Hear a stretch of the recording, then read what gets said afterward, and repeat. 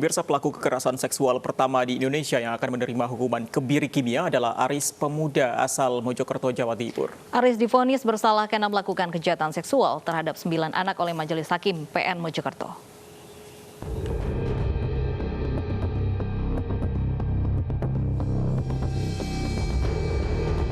Untuk pertama kalinya Hakim Indonesia menjatuhkan vonis kebiri kimia terhadap pelaku pemerkosaan.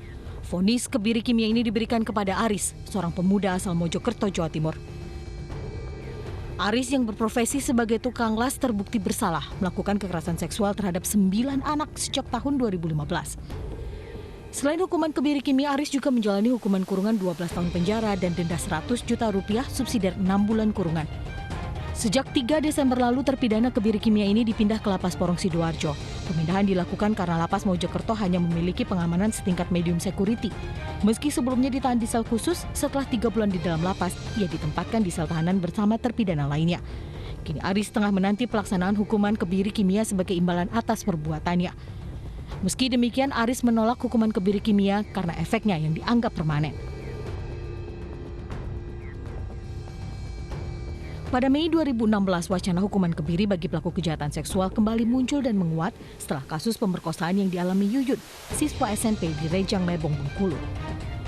Yuyun diperkosa 14 remaja hingga meninggal dunia dan jasadnya dibuang ke jurang sedalam 5 meter pada April 2016. Jasad Yuyun ditemukan 3 hari kemudian dengan kondisi yang mengenaskan. Sejak disahkannya Undang-Undang Hukuman Kebiri Kimia bagi pelaku kejahatan seksual, undang-undang ini menjadi kontroversi.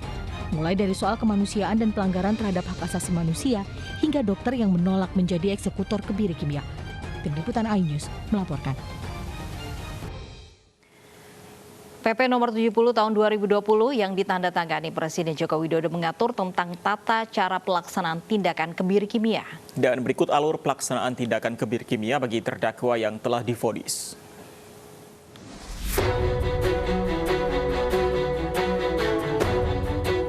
Setelah vonis dibacakan, jaksa segera berkoordinasi dengan institusi kesehatan untuk pelaksanaan penilaian klinis.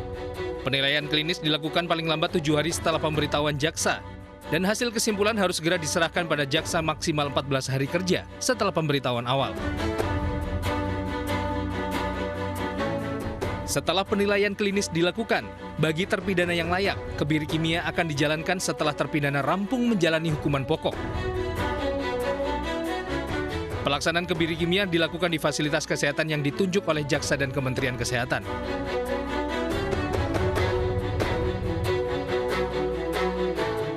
Sementara bagi terpidana yang tidak layak, maka tindakan akan ditunda selama 6 bulan. Selama penundaan ini, proses penilaian klinis harus dilakukan ulang.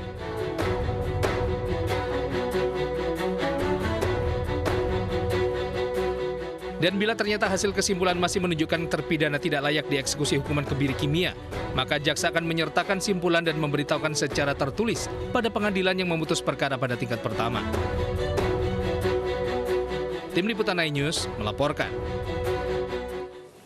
Ya, dan pemirsa, saat ini kami bersama Pak Handoyo, pengacara Aris, pelaku predator anak asal Mojokerto, Jawa Timur. Selamat siang, Pak Handoyo. Benarkah klien Anda menolak hukuman kebiri? Apa yang disampaikan Aris atau klien Anda kepada Anda, Pak Handoyo? Ya, saya selaku penasihat hukum, saya menyampaikan bahwa Aris menolak. Dia lebih baik mengatakan meninggal dunia, lebih baik mati daripada dieksekusi. Saya sebetulnya juga ingin menyampaikan apa yang disampaikan di review tadi, bahwa di pengadilan tidak ada 9 anak. Negara kita adalah negara yang berdasarkan hukum, yang mengandalkan kepastian hukum. Jadi Aris dalam peristiwa yang akan dikebiri dalam Kejaksaan Negeri Mojokerto, itu hanya ada korban 1 anak. Jadi tidak ada 9 anak. Sedangkan yang di kota, Kejaksaan Negeri Kota ada 1 anak. Itu perkaranya berbeda dengan yang dieksekusi kebiri ini.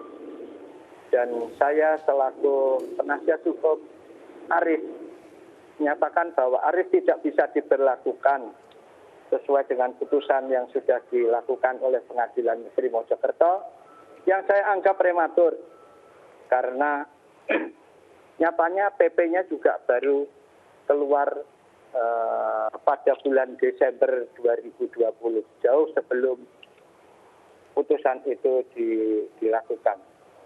Jadi saya mengatakan bahwa PP ini berlaku untuk pelaku-pelaku pidana, khususnya di perlindungan anak ataupun percabulan yang dikaitkan dengan anak. Jadi saya demikian, Panti atau Lofi. Baik, Pak Handoyo, terkait hukuman kebiri ini, Anda tadi menyatakan bahwa ada penolakan dari klien dan juga ada ketidaksesuaian karena ini putusannya sudah lampau begitu, tidak berkesinambungan dengan aturan yang baru saja berlaku. Kemudian apa langkah hukum selanjutnya? Ya, kami menyatakan bahwa kami akan selalu melakukan upaya hukum yang akan dilakukan. Toh pelaksanaan hukuman kebiri ini juga baru akan dilakukan setelah selesai menjalani hukuman pokok. Sementara ini Aris berdasarkan putusan Pengadilan Negeri Mojokerto yang diajukan tuntutan dari Kejaksaan Negeri Kabupaten Mojokerto divonis 12 tahun seperti yang sudah disampaikan. Dari kota, Kejaksaan Negeri Kota, untuk sementara, saya bilang untuk sementara karena kami masih ada proses kasasi, dia di Pengadilan Negeri yang dikeluarkan oleh putusan banding, dia dihukum 8 tahun. Andai kata putusan kasasi itu ditolak, Aris menjalani hukuman 20 tahun. Kemudian ini jaksa yang sekarang lagi ada di Kejaksaan Negeri Kabupaten yang berencana akan melakukan, dia akan melakukannya itu masih 19 tahun lagi. Oke. Jadi putusan kebiri ini baru bisa dilaksanakan menjelang selesai. Oke. Demikian. Oke, Pak Handoyo, singkat saja tadi Anda mengatakan bahwa Aris menyampaikan lebih baik mati daripada dikebiri. Bagaimana kondisinya saat ini? Apakah terganggu secara psikis setelah mengetahui bahwa akan dikebiri? Ya, Aris ini seperti ada di polemik di TV One ataupun di TV media yang lain, bahwa Aris ini mempunyai inteligensi yang sangat rendah atau mempunyai kemampuan berpikir yang sangat rendah. Dia kalau tidak ada tekanan psikis, dia mungkin masih normal. Tapi begitu ada berita-berita seperti itu, dia pasti sangat tertekan psikisnya. Baik. Dia punya kelemahan di bidang psikis. Baik, terima kasih Pak Handoyo untuk informasinya bersama kami. Selamat siang Pak Handoyo. Pemirsa, simulasi vaksinasi COVID-19 digelar di Pelatasan Puskesmas Kabupaten Badung, Bali. Selengkapnya usai jeda tetap di iNews ya.